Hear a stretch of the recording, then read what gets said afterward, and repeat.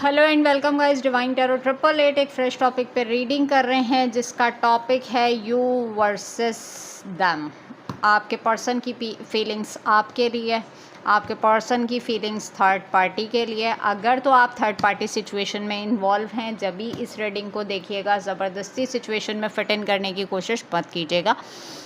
ये journal timeless और collective reading होगी, जितना आपकी सिचुएशन से रेजोनेट करे उतना रखिएगा। ज़बरदस्ती सिचुएशन में फिट इन करने की कोशिश मत कीजिएगा। रिक्वेस्टेड वीडियो है। कमेंट सेक्शन में मैंने आके चेक किया था कि ma'am you versus third party पे करें। अच्छा जी, सबसे पहले एक डेक होगा आपकी एनर्जी के लिए, एक डेक होगा थर्ड पार्टी की एनर्जी के लिए। डजेंट मैटर आप कॉन्टेक्ट सिचुएशन में हैं, नो कॉन्टेक्ट सिचुएशन के अंदर हैं। आई थिंक ये पार्ट 1 होगा क्योंकि 2 एनर्जीज़ मैं पिक करने जा रही हूँ। मे बी पॉसिबल कि पार्ट 3 तक एक्सटेंड कर जाइए। बाकी जितने मैसेजेस आएंगे उतने मैं ज़रूर दूँगी। यूट्यूब पे डिवाइन टैरो 888 को सब्सक्राइब करें ताकि मेरी आने वाली तमाम वीडियोस आपको टाइम से मिल सकें। पर्सनल रीडिंग के लिए नंबर डिस्क्रिप्शन बॉक्स में मौजूद है, टिकटॉक के बायो में मौजूद है। पर्सनल रीडिंग कभी भी फ्री ऑफ कॉस्ट नहीं होती है। अच्छा जी, सबसे पहले हम देखेंगे आपके पर्सन की एनर्जीज थर्ड पार्टी के लिए। Please divine, please universe, please give me right predictions for my viewers. You versus third party. आपके पर्सन की एनर्जीज थर्ड पार्टी के लिए queen of wands, Aries, Leo, Sagittarius. 9 of wands, Aries, Leo, Sagittarius. Judgement, Libra. Ace of cups, Cancer, Scorpio, Pisces.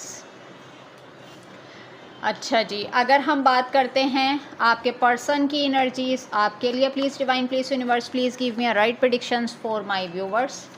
आपके person की energies आपके लिए।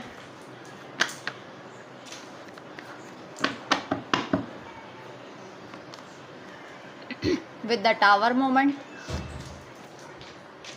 Scorpio. 6 of cups, Cancer, Scorpio, Pisces.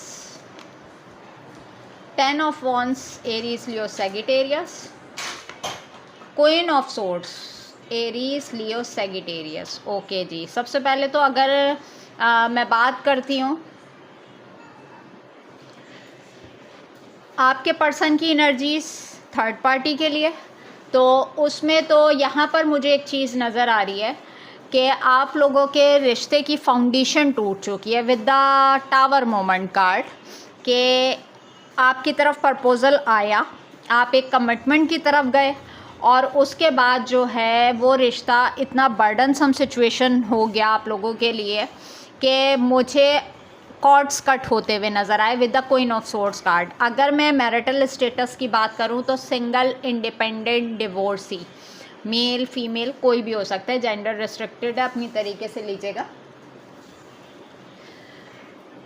अगर मैं बात करती हूँ यहाँ पे आपके पर्सन की एनर्जीज थर्ड पार्टी के लिए, तो थर्ड पार्टी एक controlling nature with the queen of wands card, यानी कि आपके पर्सन को ऐसा लगता है कि जिस बंदी के साथ भी या जिस बंदे के साथ भी वो रिलेशनशिप के अंदर है, उनके साथ उनका बिहेवियर बहुत कंट्रोलिंग है। अपनी हर बात मनवाना, अपने ओपिनियन पे डटे रहना।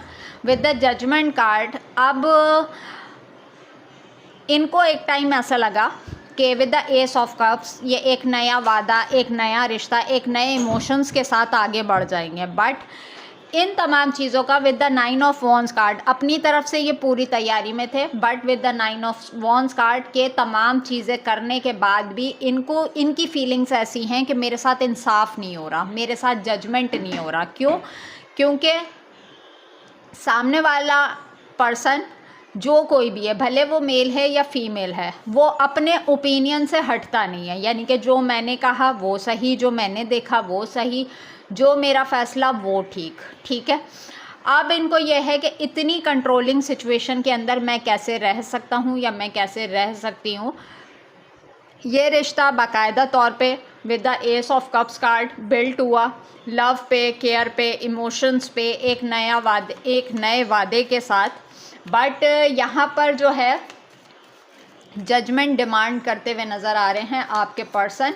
और अगर मैं यहाँ पे पर्सनैलिटी की बात करूँ तो ज़िद्दी ये इंसान भी है, भले वो मेल है या फीमेल है।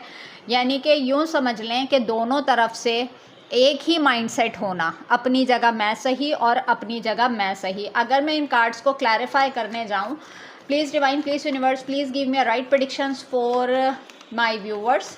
थर्ड पार्टी की एनर्जी में यहाँ पे क्वीन ऑफ वॉन्ड्स का कार्ड क्यों है, 4 ऑफ सोर्ड्स, अच्छा जी, Libra, Gemini, Aquarius. 9 of wands का कार्ड क्यों है, पेज ऑफ वॉन्ड्स। जजमेंट का कार्ड क्यों है, 7 ऑफ सोर्ड्स, वेरी गुड।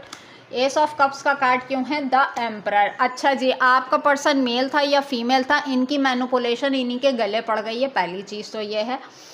अगर मैं क्लैरिफाइज पे जाती हूँ तो क्वीन ऑफ वॉन्ड्स के कार्ड को 4 ऑफ सोर्ड्स ने क्लैरिफाई किया है। इट्स मीन कि एक पर्सन ना चाहते हुए भी एक रिश्ते के अंदर इन्वॉल्व है, जो कि स्लीपलेस नाइट का शिकार है। दिल मौजूद नहीं है, बट अपने आप को फ्रेश फील करवाने के लिए और कहीं ये अपने आप को लो फील ना करवाए, इसलिए इसको ये होता है कि मैंने शो ऑफ ऐसा करना है कि मैं अपनी लाइफ में सक्सेसफुल हूँ, विक्टोरियस हूँ और मेरा डिसीजन सही था, मेरा ओपिनियन सही था, मेरी डायरेक्शन सही थी। अगर आपको कहीं से भी कोई साइन, सिग्नल, हिंट ऐसा मिल रहा है कि ये बंदा या ये बंदी अपनी ज़िंदगी में बहुत खुश है, तो it's a no, it's a immature energy के सामने वाला शो ऐसा करा रहा है कि वो अपनी ज़िंदगी में बहुत खुश है। जबकि अगर आप 4 ऑफ सोर्ड्स के कार्ड को गौर से चेक करें कि एक पर्सन बाकायदा तौर पे कांटों पे सो रहा है और दिल कहीं उसका इधर साइड पे पड़ा हुआ है, ठीक है। तो जिस भी एनर्जी के अंदर है, दिल उनका नहीं लग रहा, बट अपने माइंड को डाइवर्ट करने के लिए, अपने आप को विक्टोरियस शो कराने के लिए इनकी एनर्जीज़ में यही है कि ये अपनी लाइफ में खुश है।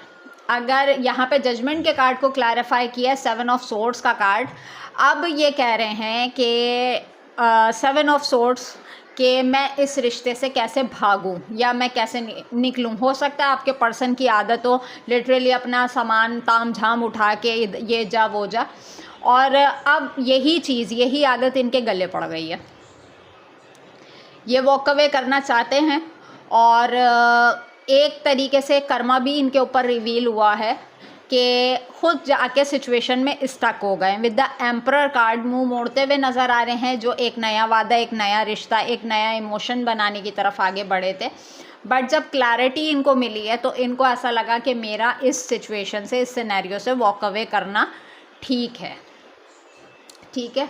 तो ये तो थर्ड पार्टी के साथ इनकी एनर्जीज़ नज़र आ रही हैं। अगर मैं इन शॉर्ट आपको बताऊं तो जिस वादे, नए रिश्ते, इमोशन की तरफ ये आगे बढ़े थे, वहाँ से इनके साथ जजमेंट नहीं हो पाया है with the 7 of swords card. वहाँ से उस सिचुएशन से वॉक अवे करना चाह रहे हैं क्योंकि दिल नहीं लग पा रहा। अब अगर मैं बात करती हूँ आपके पर्सन की एनर्जीज़ आपके लिए, तो with the tower moment card आपकी फाउंडेशन टूट चुकी है। ये चीज़ वो रियलाइज़ कर चुके हैं कि इस प्रपोज़ल को, इस रिलेशनशिप को ये संभाल नहीं सके। हो सकता है आप लोगों के बीच में एज डिफरेंस हो, क्योंकि 6 ऑफ कप्स का कार्ड एज डिफरेंस रिलेशनशिप को बताता है।